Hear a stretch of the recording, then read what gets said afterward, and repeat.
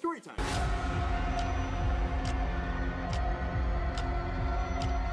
Well, after the big demand for me to tell this story, I figured I might as well bust out the mic, open the PTSD drawer inside my brain, and get this tale onto YouTube where it will be seen by everyone and exist on the internet forever. What a wonderful idea. I did not plan on making this video, but if there's an option to make myself look like an idiot, you guys know I'm going to take it. But I am going to leave out a few details to protect the privacy of a few key individuals, and I'm going to remove a couple aspects that would warrant the League of Assassins showing up at my front door. So if we can acknowledge those two factors, then we're creamy and ready to begin. Before the juicy bits, I'd like to thank my first sponsor, FA-18EF Super Hornet. Designed initially to protect Michael Douglas on the set of Ghost of Girlfriend's Past, this high school jock of a fighter jet can reach top speeds up to 1,000. Just kidding, guys, nobody's gonna sponsor this channel when I make videos like this. But I don't really care. Not true. G Fuel, you better hit me up, baby. I want my own flavor ASAP. I'm thinking gunpowder with a hint, just a sprinkle of ear medicine. You know, that pink goopy shit? I personally think that taste is underrated, but fuck me for being a contrarian, right? Why don't we get back on track? I went to high school in Mount Pleasant, Michigan. That's a pretty ironic name for the town given the details of this story,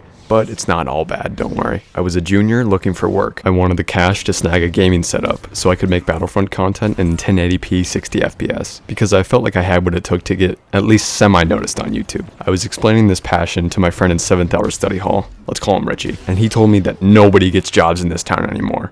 Which was true. Work was hard as dick to find. But he knew one less traditional way of getting work. He said there were whispers, rumors being tossed around the stoner table, that the Boneyard Junkie was back in town, that he'd been spotted at night twice in the last week. I was like, who the fuck is the Boneyard Junkie? And he told me that he was an elite coke dealer hailing from downtown Detroit. I thought it was complete bullshit. Why would a narcotic elite come here of all places in Michigan? He didn't have a clue. We discussed the topic for a while and came to a pretty solid conclusion, actually. He's looking for an heir, someone to take up his mantle and rule the industry with a powdered fist. Richie told me that he'd been seen near the Riverside Cemetery, and in terms of work, I could start with looking for him. Show up at night and just ask for a job. I was totally uninterested. I mean, go to a fucking cemetery at night for a job interview with an elite narcotics salesman?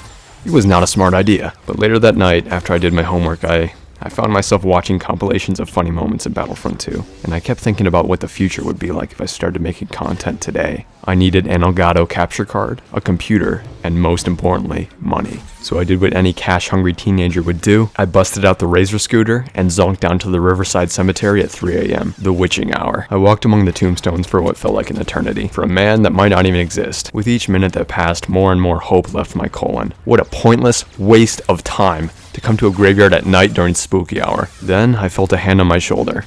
Hey kid, you lost? A little pee did come out of me, but I kept my poker face. I turned around to face what looked like Steve Buscemi with a protein addiction. He wore a leather jacket, black studded pants, and a red bandana. This guy was the whole package, intimidating as fuck. But I had just grown out of my introvert phase, so I was not about to be socially dominated, at least not this early. I maintained hard eye contact and said, might be looking to make some extra cash. He then introduced himself as Raphael, and I told him my name. He sighed pretty hard and waited a beat before gesturing to the gravestone nearest to us. This is where my mom was buried. She was 26 when she was hit by a semi crossing the street from Dairy Queen to Joann Fabrics, but she knew it was coming. The psychic at her 15th birthday party told her she was going to be absolutely murked by a Twinkie truck 11 years in the future. She took it to heart and from that point forward lived her best life. She abused cocaine for the next decade and partied like a fucking tornado because she knew her time to be limited. She knew her time, ours can be tomorrow, the next day, or the next week.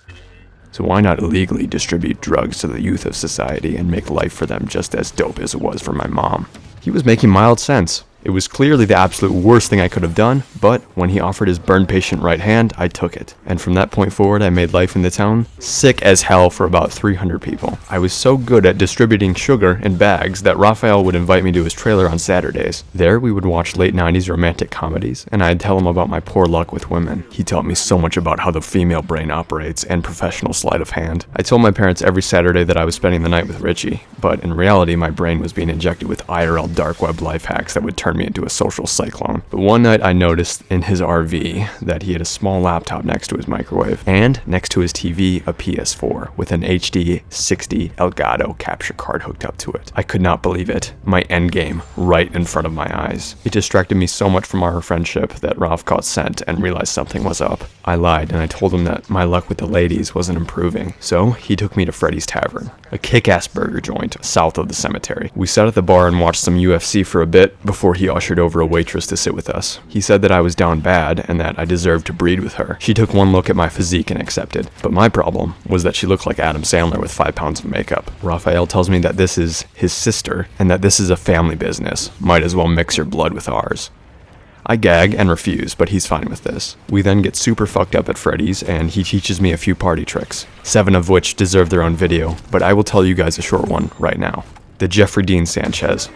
Now, I cannot stress this enough. Don't try this at home. Fuck that. Don't try it anywhere, ever. Here's what it is. You get a friend to lock another friend's arms behind their back and hold him in place. You pants him, force enough vodka down his throat to send him to the hospital, but before it affects his cognition, you take a metal baseball bat and swing it down as hard as you can on the guy's skull. This will give him a decent concussion and cause him to throw up the vodka. You then want to take his head and angle the stream to his crotch region and immediately take a blowtorch to his dick, igniting the alcohol on the bush. Not only does this save money and time on shaving, but it also gives your friend a hell of a buzz. At the same time I was building this empire with Raphael, I was also sweating my ass off in Battlefront 2.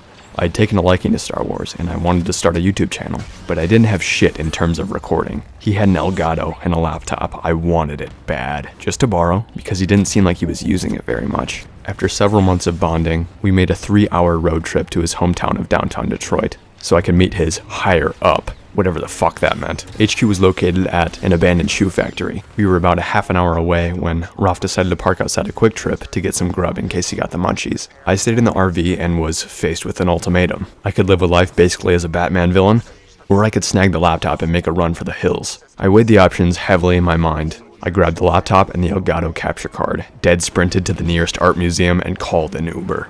The ride back to my house was pleasant. I recorded a GA kill streak in a crisp 1080p and went to bed. I felt bad about what I did to the guy. He was my only friend at the time. But he was in his mid-50s, sold coke, and smelled like a sentient pile of shit grew an arm and sprayed itself with Axe, so I didn't care too much. Don't worry, because he stabbed me in the back as well. Literally, he found out where I lived and stabbed me 3 times in the back with a knife in my own kitchen. I called the police in a timely manner and he was arrested. I was then rushed to the hospital and given 49 stitches. In court, he rambled on and on about how the laptop had been passed down for generations and that his sister had been dead for a decade and was spiritually connected to the NVIDIA graphics card. But how is this connected to me getting the name for the channel? Well, when I logged into his computer, I found that his real name was and that he'd been storing 500 gigabytes of videos on how to level up fast in Battlefront 2. He was going to make a YouTube channel. We had the exact same goals in mind, but he had a darker endgame. Decades into the future, he wanted to manipulate the cybernet with humor in an effort to... It was all in one Google Doc. Decades of flawless planning and a masterstroke that would leave the tacticians of the ancient world chilled to the core. The plan was labeled VORPL. It's an acronym. It means... But don't worry guys, I did not read that document. And you may be asking the question, why not just use the wad of cash I obtained from being an elite sugar salesman and buy a $10,000 gaming PC with an Elgato capture card within the first week? That's a really good question, and I had wished I thought of that. With that being said, thank you guys so much for watching. Hopefully I didn't administer too much mental whiplash in this video. Next Tuesday is the long overdue hero rating in Battlefront 2, and Friday is the guide to render all of your hookup troubles annihilated. So stay tuned as hard as you can. I'll see you guys later. Good night.